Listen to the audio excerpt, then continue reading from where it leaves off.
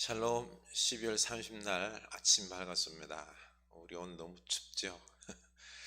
네, 이제 2020년도 이틀 남았습니다. 우리 주님 앞에 어, 깊이 있게, 그리고 또 고요히 묵상하면서 우리들의 삶을 좀 되돌아보고 회개하고 더욱 하나님께 가까이 나아가는, 하나님이 꼭 필요합니다 라고 간구하는 2020년의 끝자락이 되었으면 참 좋겠습니다.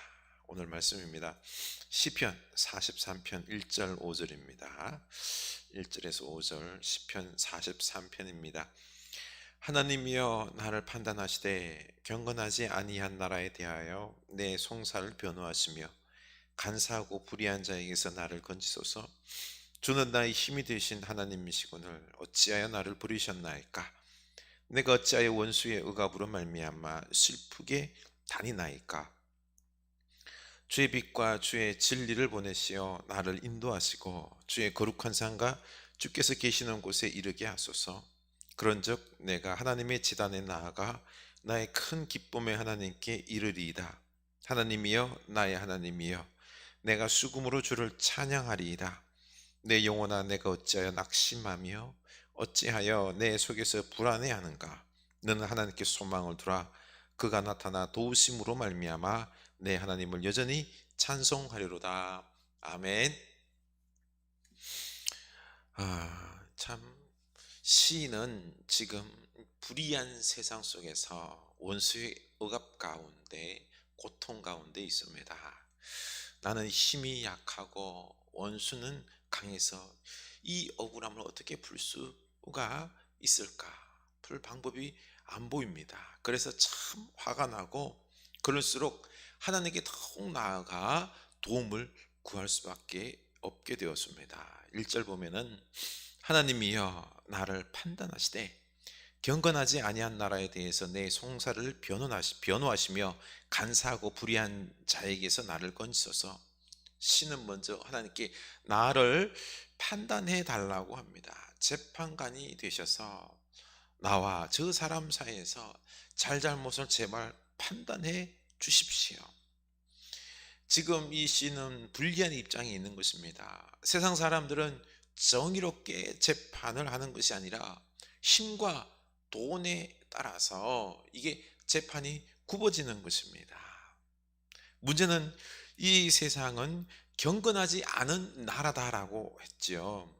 이 세상은 부조리하고 불의하기 짝이 없는 나라입니다. 이런 세상 속에서 내가 억울하게 당하게 생겼던 거죠. 간사하고 불의한 자가 나를 공격하는데도 세상은 정의롭게 판단하지 않습니다. 바른 길을 걸어가고자 하는 나를 이기게 해주는 것이 아니라 도리어 나를 불리하게 하고 저 악한 사람 편을 들고 있는 거죠. 그래서 억울한 것입니다. 그래서 하나님께 이제는 재판관이지만 나의 변호사가 되셔서 내 재판을 변호하여 주셔서 저 간사하고 불의한 자가 하는 말을 이게 거짓이라는 것을 밝혀주십시오. 나를 건져주십시오. 저 악하고 힘있고 간사한 자들을 대항해서 내가 이기려고 해도 이길 방법이 없습니다. 그래서 하나님께서 나의 변호사가 되셔서 나를 변호해 주시고 공정하게 재판해 달라고 기도하고 있습니다. 어떻게 되었을까요? 2절 주는 나의 힘이 되신 하나님이시거늘 어찌하여 나를 버리셨나이까. 하나님의 도우심이 없이 그냥 내가 참패를 당했습니다. 억울하고 고통 가운데 있습니다. 울고 싶고 자연스럽게 하나님에 대한 원망이 생겼습니다. 왜 나를 버리셨습니까? 왜 안 들어주십니까? 잘 아는 목사님께서 목회에 어려움이 많아서 목회 전적으로 도움을 많이 주었던, 그리고 전에 함께 했던 예전 교회 장로님들과 함께 이야기를 나누게 되었답니다. 목회가 안 돼서 참 힘들어 죽겠는데 장로님들은 이상하게 이 목사님에 대해서 선입견이 있다는 것을 알게 되었습니다.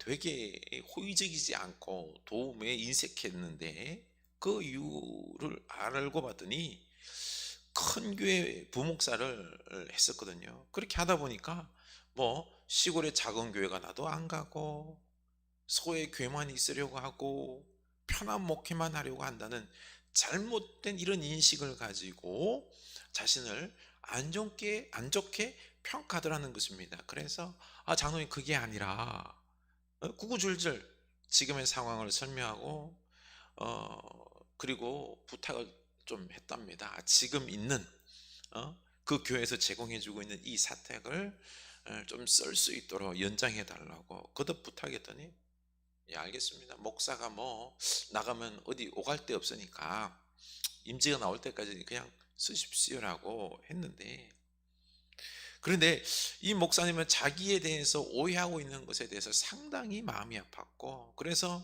가만 되돌아보니까 중요한 결정할 때 호의적인 결정을 안 해준 이유를 그제서야 알겠다는 것입니다. 게다가 지금 코로나로 어렵다 보니 뭐 대출로 살아간다고 말하더군요. 보니 하나님께 살짝 시험이 들었습니다. 하나님께서 나를 버리시지 않으셨다면 먹고 사는 이런 재정적인 문제를 해결해 주셔야 안 됩니까? 그런데 이 재정 문제가 해결이 안 되는 것입니다. 그래서 상당히 시험에 들어 있었습니다. 제가 옆에서 봐도 어디 돈 넣을 구멍도 없고요. 그렇다고 아쉬운 소리를 해가면서 도움을 청하는 그런 약삭빠른 목사도 아닙니다. 도와주고 싶어도 저도 참 답답하죠. 목사님께서는 하나님께서는 뭐 당신의 백성을 먹이고 입히신다고 하셨으니 도와주시겠죠? 라고 말을 하는데 참 답답했습니다. 세상을 보십시오. 지금 돈이 남아 도는 사람들은 부동산 투기에서 하루아침에 3, 4억을 뭐 벌어서 주체를 못하고, 그리고 부동산 정부에서 뭐 부동산 보유세 올린다니 세금 올린다고 하니까 거품 물고 막 욕을 합니다. 그리고는 또 어디 투기할까 뭐 장소를 물색합니다. 참으로 이 세상은 부조리하고 악합니다. 하나님의 사람들을 왜 저렇게 가난하도록 하나님은 내버려 두십니까? 왜 저 악한 사람들의 돈은 뺏지 않으시고 더 많은 돈을 가지도록 내버려 두십니까? 하나님께서 살아계시다면 너무 불공평한 것 아닙니까? 따지고 싶을 것입니다. 이런 가운데 시인은 3절에서 이렇게 기도합니다. 주의 빛과 주의 진리를 보내시어 나를 인도하시고 주의 거룩한 산과 주께서 계시는 곳에 이르게 하소서. 먼저 저들의 돈을 빼앗아 주시고 우리에게 돈을 주시고 주의 백성을 복되게 하옵소서, 승리하게 하옵소서라는 기도가 아니라 주의 빛과 주의 진리를 보내셔서 나를 인도해 달라고 기도합니다. 주의 빛으로 나의 갈 길을 비춰 주옵소서. 주의 진리로 주님의 깊은 뜻을 깨닫게 하시고 내가 어떻게 살아가야 할지 깨닫게 하여 주시옵소서. 그래서 먼저 주의 거룩한 산과 주께서 계시는 곳에 이르게 해달라고 기도합니다. 참 이해가 안 가죠. 하나님께 이르게 해달라고 기도합니다. 4절 그런즉 내가 하나님의 제단에 나아가 나의 큰 기쁨에 하나님께 이르리이다. 하나님이여 나의 하나님이여 내가 수금으로 주를 찬양하리다. 중요한 것은 하나님께 역사하셔서 돈을 주시고 복을 주시고 하는 것이 아니라 하나님을 만남으로 하나님의 기쁨으로 충만하게 하옵소서 기도합니다. 이게 왜일까요? 바로 다른 돈과 그 무엇 복으로 내가 기뻐하기보다는 하나님으로 기뻐하는 것이 우선이다라는 것입니다. 하나님을 충만하고 하나님으로 사랑하고 연약한 인생이 고난을 통하여 담금질 통해서 오직 하나님만을 사랑하는 그 순수하고 성숙하고 단단한 믿음이 되기를 하나님은 원하신다는 거죠. 시인은 그것을 깨달은 것입니다. 그래서 세상 그 무엇보다 무엇을 구하기보다 하나님을 구하고 하나님을 향해 달려가서 하나님 만나고 그 하나님의 기쁨으로 그 영혼 채우기를 원했던 것입니다. 하나님은 이 세상 속에서 이 돈과 물질 중심의 이 악한 세상에서 오직 하나님만을 사랑하는 신앙을 원하십니다.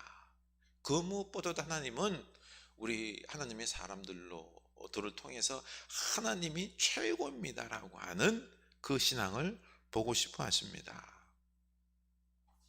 요즘 다산 정약용 선생님께서 선생에 대해서 정약용 선생에 대해서 쓴 다산의 마지막 습관이라는 책을 보고 있는데요. 정약용은 모함을 받아서 억울하게 귀양살이를 가게 됩니다. 갈 때는 참 억울해했습니다. 다산은 마흔이 될 때까지 누구나 부러워할 만한 인생을 살았습니다. 어린 시절부터 탁월해서 천재라는 소리를 들었고요. 그리고 성균관에 들어가 뛰어난 재주로 정조의 눈에 들었습니다.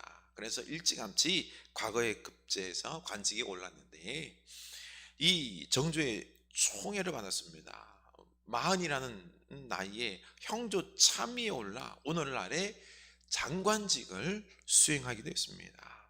하지만 다사는 이런 화려했던 자신의 과거를 가리켜 나를 잃어버린 시간이었다라고 고백합니다. 이게 웬 말입니까?